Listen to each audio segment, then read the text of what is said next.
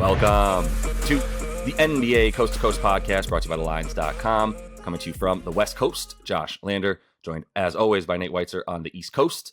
And we're rolling along in the NBA with a Thursday night little mini slate here on Thursday, as we can expect a few times this season, I'm sure. We also have another video up for you, including this one. This is our best bets. We've got play props up as well, bringing you guys those videos each and every weekday this season. So make sure to like and subscribe and continue to follow along. Also head to thelines.com. We've got great content up on the site right now. Sports are thriving as we speak. We also have the odds finder tool on there where you can go ahead and make sure you're getting the best odds available to you from all of those books giving us bets this season. Not as good of a night last night. Wemby's foul trouble definitely put a little bit of a damper on any fun that we were going to have with a few of the bets that I made. Overall, on the best bets, though, we did go 2-2. And if you did take Franz Wagner to get the points, that was one of the bets we talked about. And that did end up covering in a little backdoor fashion for Franz. So we'll look to pick things up here a bit tonight, climb back over 500 on the season, Nate, and kick things off with your first pick. Yeah, it's early. Going 500, we'll take it. And we saw, early on the books kind of devaluing teams with big hype or teams that were trending upward last season. Kings and Thunder particularly proved that they are who we thought they are initially. So, but we're looking at an intriguing matchup here with Sixers and Bucks. And I'm intrigued by the total. It got down to 225 and then got back up to 227. So instead, I'll just take the Bucks team total, which is holding pretty steady, 116, and good odds on the over. You're going to get a bit of a mixed. You're not sure exactly what you're going to get from the Sixers team, given the distraction once again. I think you're going to get offense, though, and I think you're going to get more pace with Tyrese Maxey and DeAnthony Melton back there, and not James Harden in his game shape, so to speak, running that offense. I mean, when Harden was out last year, the Sixers had a 98 pace versus 95 with him, which is, 29th or 30th in the league. Extremely slow. Nick Nurse takes over. He did like to play at about that 98 pace when he was coaching the Raptors. His last 6 against Toronto were 98 pace, but they totaled still like 223, 224 last time out. Milwaukee was able to score all over those Raptors as their roster got a bit diminished. And then we have Adrian Griffin, Nick Nurse's assistant, taking over Milwaukee.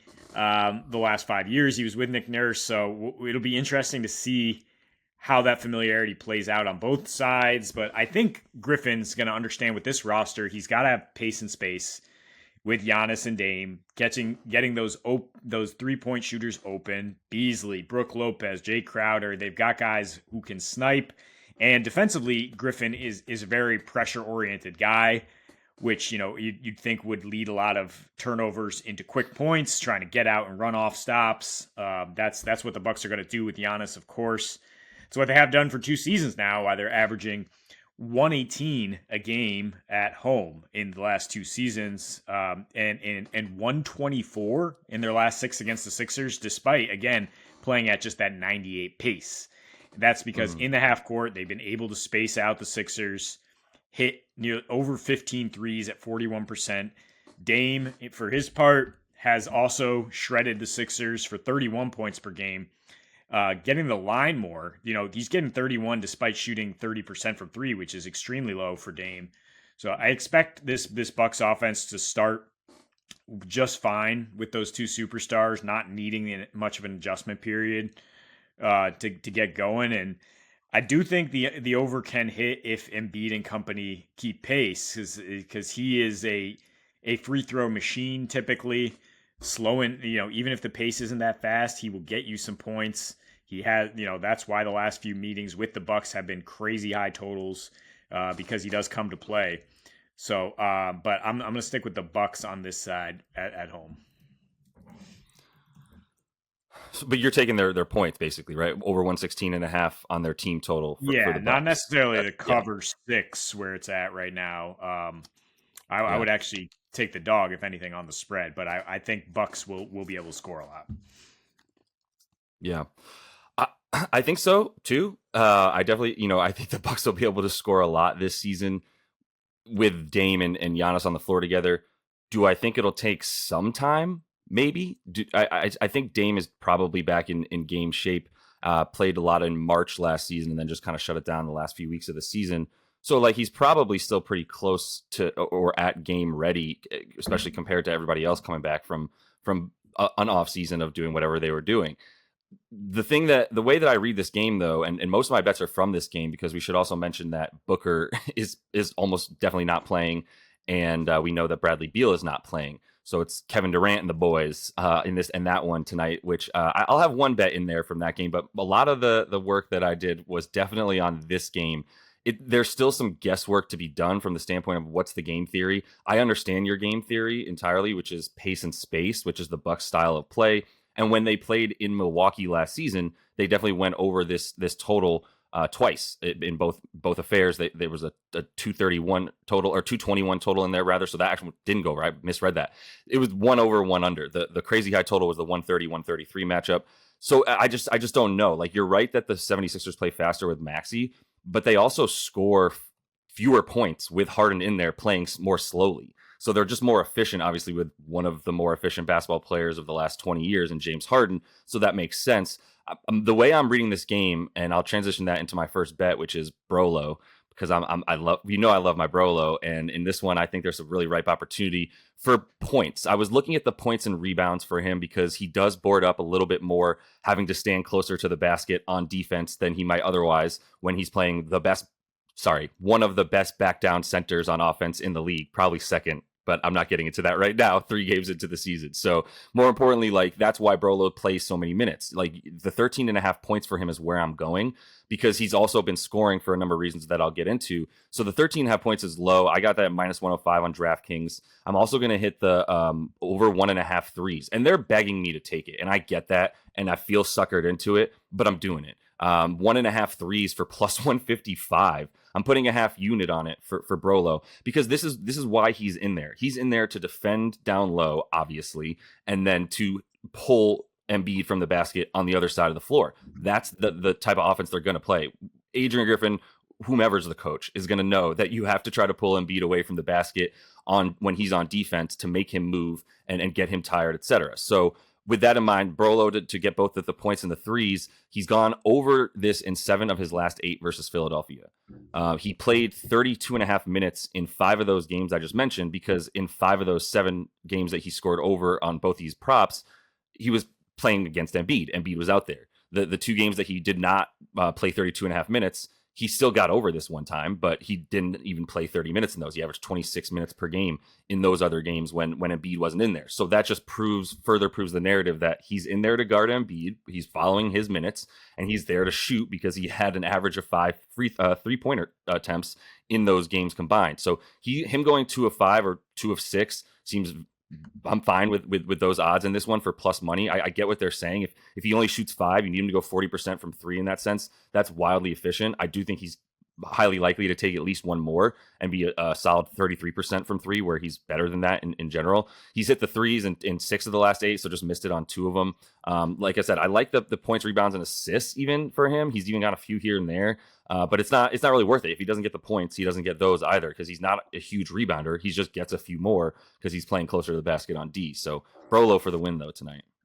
Yeah, interesting to note that they have Robin Lopez now, which, does take some pressure off him, Brook, defensively, right? I think he will see maybe a little bit fewer minutes than we've seen in the last few matchups with Embiid, but I think that keeps him fresher at his advanced stage and allows him to concentrate more on, the offense you're talking about, which is putting some pressure on Embiid on the other end, pulling him away from the basket. And, I think he's also going to benefit from Dame and running a few pick and rolls with Dame to get some open pick and pop opportunities. So I like taking the threes there. That sounds good to me. I got another 3-point prop that I'm looking at with the Bucks and hoping that gets us to about 120 points for that team. But let's look at the other game here. As you mentioned, Suns probably going to be without Booker and Beal tonight. They're both doubtful. So I'll take the Lakers money line and juice it with AD 20 plus points, 10 plus rebounds. Give me a little bit of a bounce back here.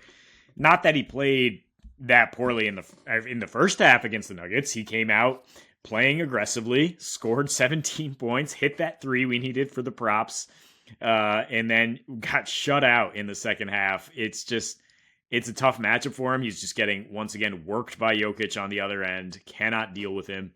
the Nuggets have more size than any team, and now he faces a team that's going to be extremely. That is undersized outside of Nurkic, who got into foul trouble in his very first game. Played pretty well also in the first half, but AD, has he had trouble with Nurkic? Not necessarily. 25 points per game, 11 rebounds his last two against Portland with Nurkic active. And now he's facing the Suns team that he's just dominated because they're usually playing a bit undersized or playing with DeAndre Ayton, same kind of one center look. Now they got to slide Durant over to the 4, and he can't guard AD and be their 35-point scorer in this game. Don't think the Suns really have much chance with just KD out there. They did not look overly impressive at Golden State. I think Golden State looked kind of clunky in the opener. And yeah, there's definitely a correlation between the Lakers winning when AD gets these kind of numbers. They went 21-12 when he had at least 12 boards last year, 15-5 when he scored 30. So if you're feeling more confident, you could juice this up to like 25-10, 25-12, just play around with the same game parlay. The 20-10 still gets you plus 120 in terms of a money line bet, which I think is great for these Lakers.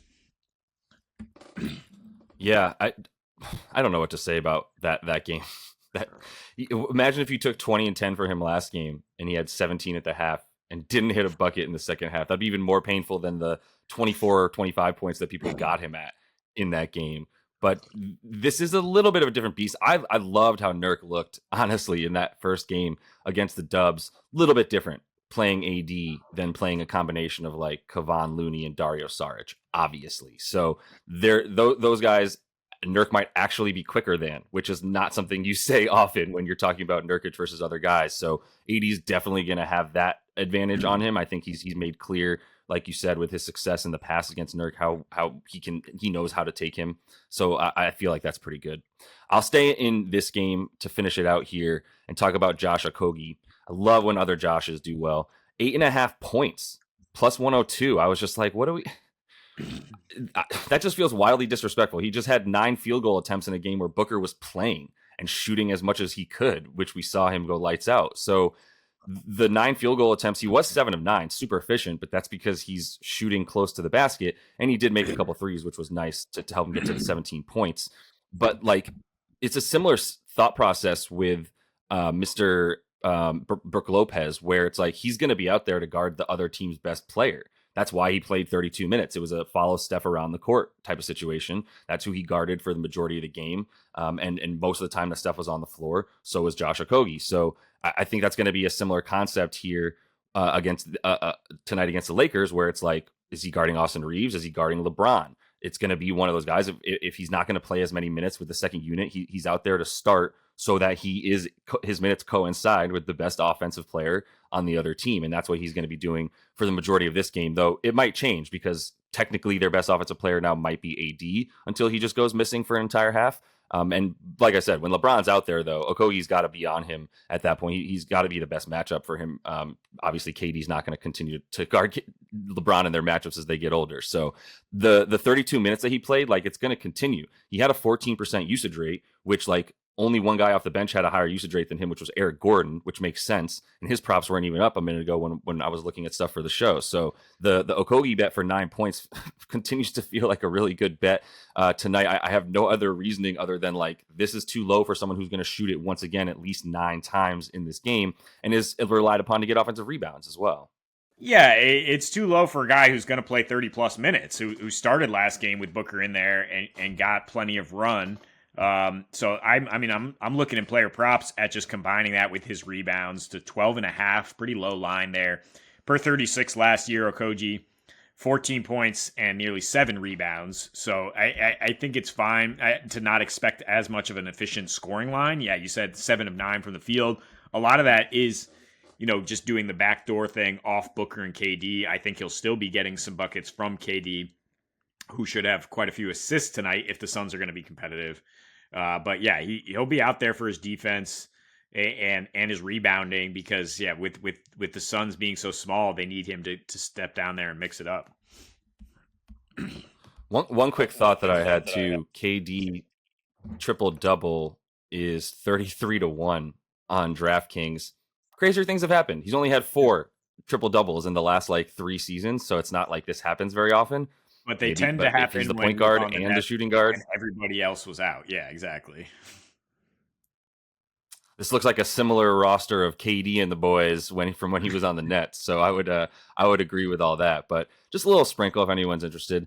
That is all the time though that we have in this best bets video. Make sure to follow along. Check out the play a props one we have up for you as well. And until we see you next, happy betting.